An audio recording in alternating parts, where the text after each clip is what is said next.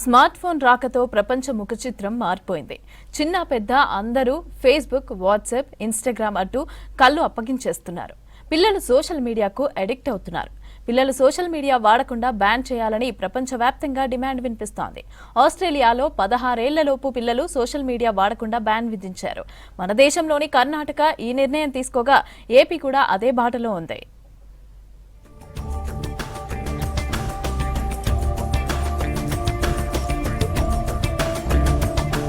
గతంలో పిల్లలకు అన్నం తినిపించాలంటే చందమామను చూపిస్తూ పాటలు పాడుతూ గోరుముద్దలు పెట్టేవాళ్లు. ఇప్పుడు స్మార్ట్ ఫోన్ చేతికివ్వడం, లేదంటే టీవీ, ల్యాప్టాప్, ట్యాబ్లో వీడియోలు పెట్టి తినిపిస్తున్నారు. ఫంక్షన్లకు వెళ్లి బంధువుల్ని కలవడం వల్ల పిల్లలకు ఎవరేంటనేది తెలిసేది.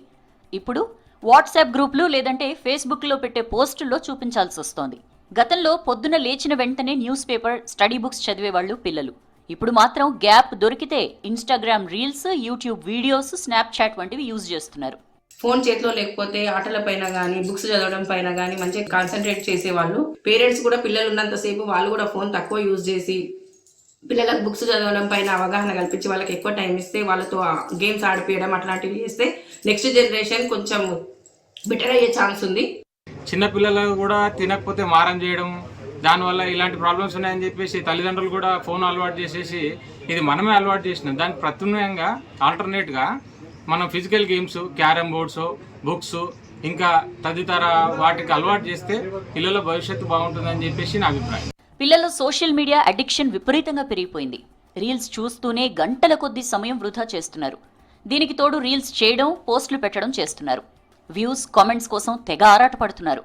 సో ఇప్పుడు మనం ఏదైతే డిజిటల్ ఇండియా అని వెళ్ళిపోతున్నామో, సో ఈ బ్యాన్ అనేది ఎందుకో సంథింగ్, సో ఎంటైర్ బ్యాన్ కాకుండా కొంచెం రెస్ట్రిక్షన్స్ పెడితే బెటర్ ఏమో. సో కొంచెం రెస్ట్రిక్షన్స్ పెట్టి, సో వాళ్ళ ఏజ్ తీసుకొని, వాళ్ళ ఆధార్ ప్రూఫ్ తీసుకొని ఏదైతే యాక్సెస్ ఉంటుందో సో అది తీసుకుంటే చాలా బెటర్ ఏమో అనేది పాయింట్ అండి. మనం ఇప్పుడు దేశానికి మనం చేస్తున్నటువంటిది ప్రతిదాకా ఓటు హక్కు గురించి అడిగినప్పుడు 18 years అంటున్నాం, డ్రైవింగ్ లైసెన్స్ అంటే 18 years అంటున్నాం.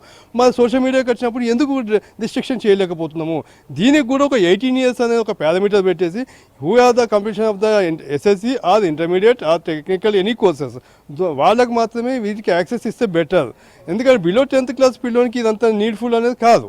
అయితే సరే వానికి ఎక్స్ట్రా యాక్టివిటీస్లో ఇంట్రెస్ట్ ఉండొచ్చు, దానికి తనకు సంబంధించినటువంటి వాళ్ళ పేరెంట్స్ యాక్సెస్ నుంచి చూసుకోవచ్చు, కానీ పిల్లలకి డైరెక్ట్ యాక్సెస్ ఇవ్వకూడదు అనేది మా ఇంటెన్షన్.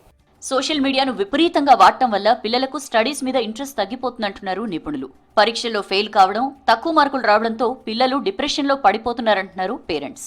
స్కూల్స్లో లైక్ ప్రాజెక్ట్స్ ఏవి ఇచ్చినా వాళ్ళు కొన్ని సర్చ్ చేసుకొని వాళ్ళు ఓన్గా రాయగలిగే కెపాసిటీ వాళ్ళకు ఉంది సోషల్ మీడియా ద్వారా.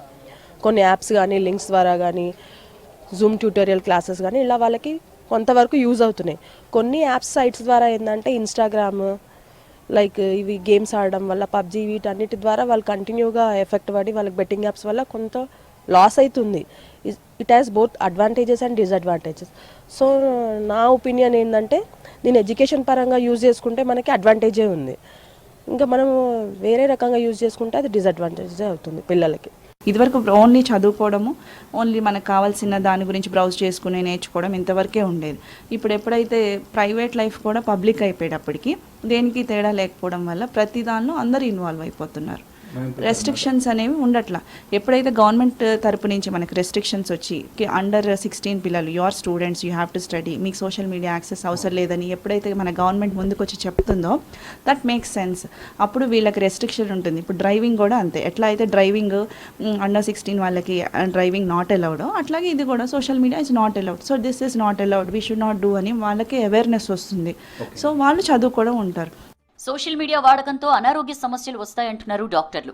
చిన్నతనంలో ఫోన్కు అడిక్ట్ కావడంతో, ఎక్కువసేపు కూర్చుని ఉండడంతో పిల్లల్లో ఒబెసిటీ వస్తోంది. బీపీ, షుగర్ల బారిన పడి మానసికంగా ఒత్తిడి పెరగడంతో ప్రాణాలు తీసుకునే వరకు పరిస్థితి వెళ్తోందని అంటున్నారు ఎక్స్పర్ట్స్. ఎవరైతే 2 hours కంటే ఎక్కువ సోషల్ మీడియా మీద ఉన్నారు, ఎవరైతే 2 hours కంటే తక్కువ సోషల్ మీడియా మీద ఉన్నారో అనే ఒక స్టడీ రీసెర్చ్ చేసి ఒక కన్క్లూజన్ తీసుకొచ్చారు. ఆ కన్క్లూజన్లో ఏం తేలిందంటే 2 hours కంటే ఎక్కువ సోషల్ మీడియాలో ఉన్నవాళ్ళు ఖచ్చితంగా వాళ్ళల్లో డిప్రెషన్, యాంగ్జైటీ అనే స్ట్రెస్, స్లీప్ డిప్రైవేషన్ అంటే నిద్ర సరిగా పోకపోవడము, ఇవన్నీ ఎక్కువ శాతంలో గమనించారు. ఈ హెల్త్ ఎఫెక్ట్స్ అనేవి మనము ముఖ్యంగా చూసుకుంటే, ఒకటి ఫిజికల్ ఎఫెక్ట్స్ అనేవి మనం చూస్తూ ఉంటాము.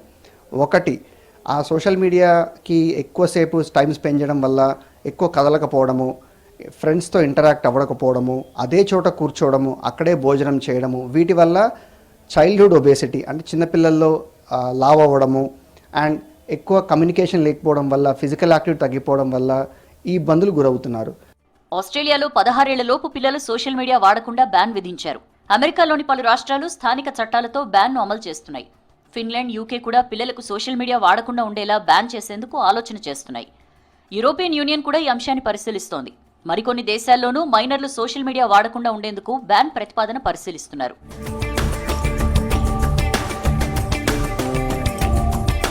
16 ఏళ్లలోపు పిల్లలకు సోషల్ మీడియా బ్యాన్ విధిస్తూ కర్ణాటక సర్కార్ నిర్ణయం తీసుకుంది.